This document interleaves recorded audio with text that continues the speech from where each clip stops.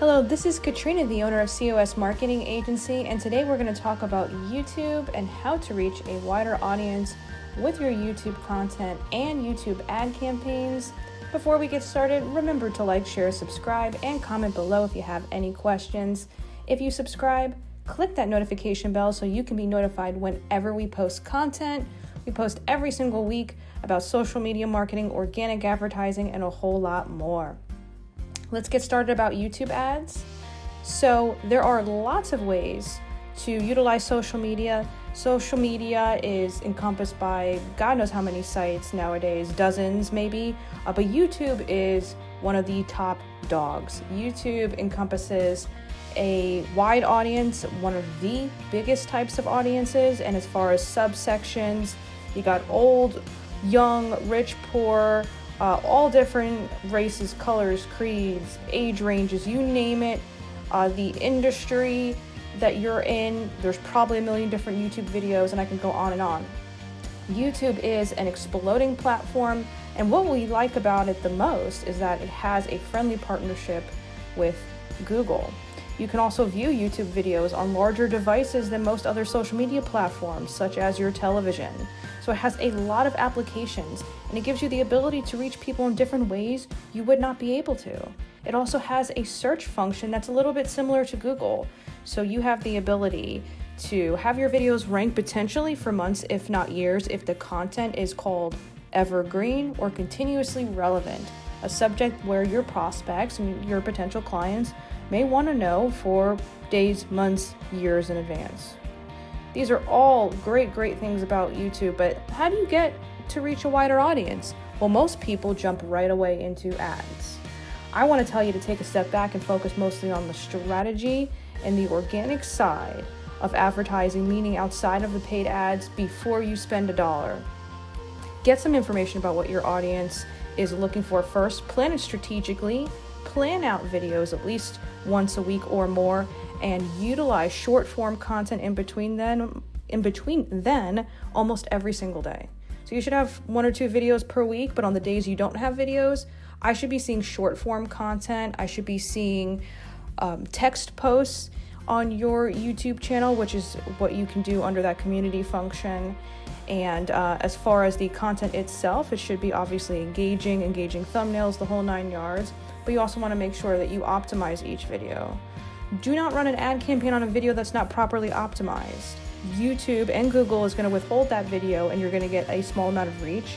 You're going to struggle to get that video out there, and it could be difficult to determine why without it properly being optimized. And how do you do that? You fill in all of the sections there, including the tags. The tags are the most important part.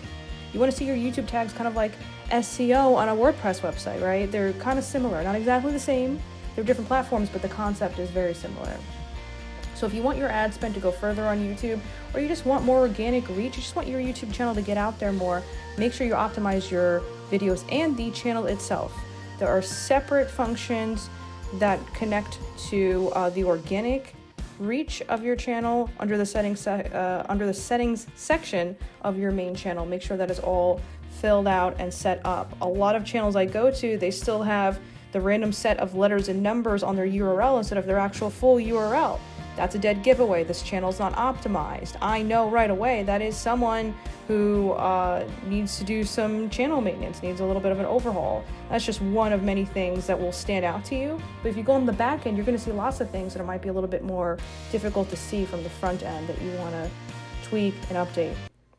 The thumbnails are super important. Do not forget to use them. Make sure that you're using something that's catchy. I want a person's face on it. I want a reaction. I want a feeling. I want to be able to look at the thumbnail and quickly understand what the subject matter is of the post just in seconds. And I don't want a whole bunch of words on it. It does not need to be an infographic. It just needs to be quick and engaging, something that gets me to click on it. That is more than half the battle, just getting someone to click on the video, okay? Also, short form video used to be super short. 10 seconds, 15 seconds at most. Now we are seeing a very interesting trend that you guys want to keep in mind. Write this down. We're seeing longer short form videos. This all comes back around. It's like how streaming services are now so connected. You got that some all over the place. People are saying, oh, can I buy one streaming service that has all the rest of them in there? You know, that's what we used to do with cable, right?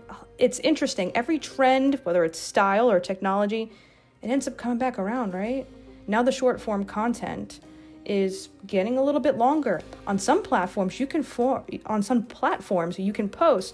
up to 3 minutes of short form video. So you can have a short form video that's basically like a mini vlog, 2-3 minutes long. That's a decent size video and a lot of information you could put in there if you plan accordingly. And people are watching longer form shorts now. It is trending upwards. And in terms of overall age segments, if you're dealing with people that are, 25, 30 and up, I would say especially so. More resonating with adults in general, but it's becoming more and more common. Also, trending music is something a lot of you guys are sleeping on. You want to focus on what kinds of music is trending during that time frame that you're posting it on, and make sure that you're always using something that's copyright free, something that's open source for you to use. And if not, you buy that song. Usually it's only a couple dollars, and you credit that artist for sure. So I like to use stuff that's instrumental. A lot of times not all of it's trending, but if I'm using an instrumental, fair use, open source song, I don't ever have to worry about a copyright infringement strike, and that's just my way to go. But if you can, using trending music is always a good little thing to potentially trigger the algorithms to give you more reach. And I have a whole host of other tips and tricks for you guys. I have an entire YouTube channel playlist about YouTube ads.